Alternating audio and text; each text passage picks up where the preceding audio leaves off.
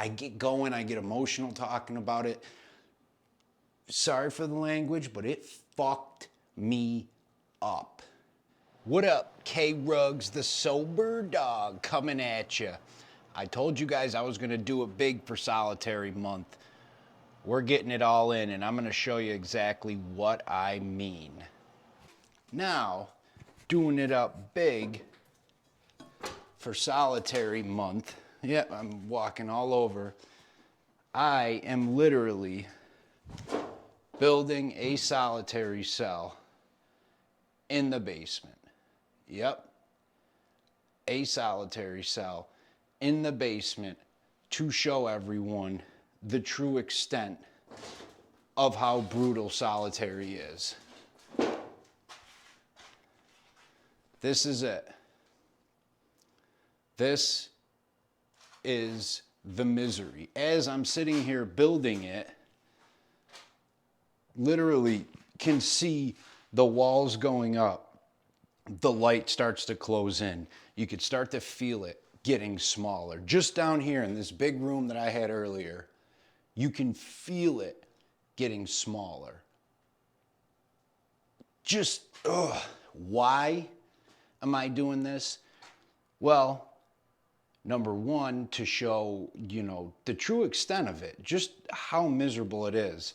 I still think that there is a lot of people who don't comprehend the misery of solitary. It's often thought of, oh, you're just sitting in a room. Oh, well, I'd be fine, I'm a loner. Oh, I'm just sitting in a room, it's no big deal. It is an entirely different scenario. Waking up and you are in the same room all day.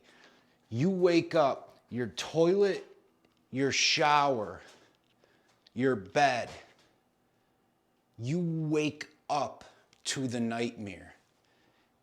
It is unfathomably brutal on so many levels. It is just, I get going, I get emotional talking about it.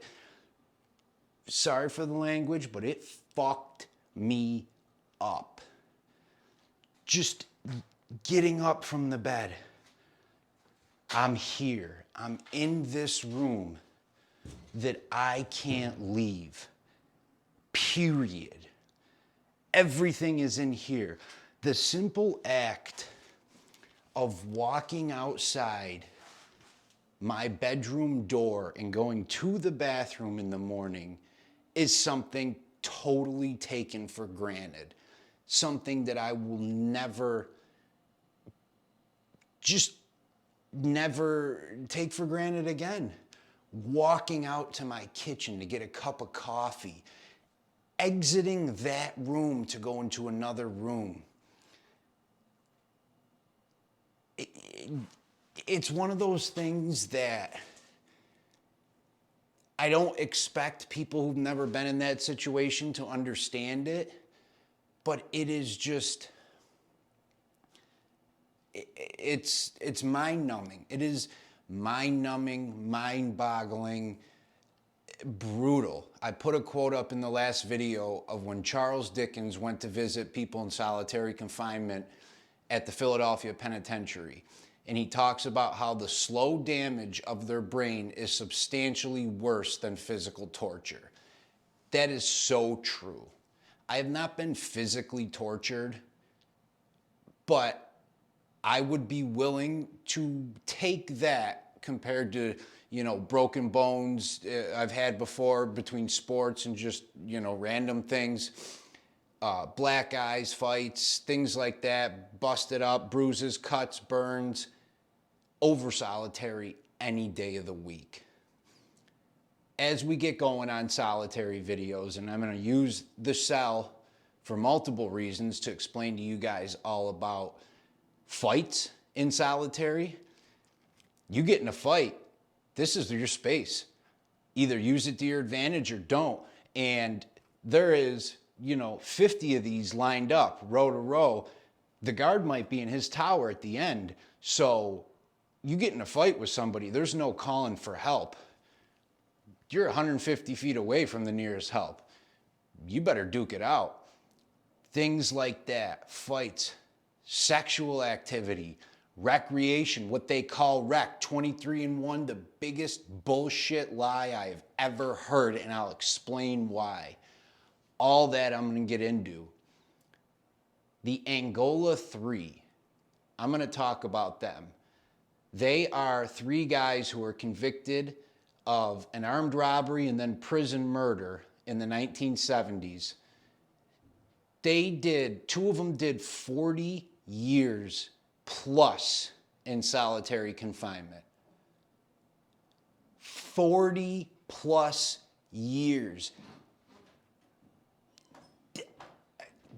That's insanity. I can't, it's nuts just to talk about. That's more I'm going to get into too. That is insane. Permanent solitary. That's nuts. 40 years of your life in one room.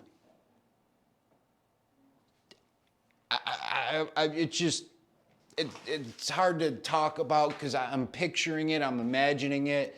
And the first thing that goes through my mind when I think about that is how you keep hope, because I would have killed myself a dozen times over. It's just, it's nuts, it's brutal.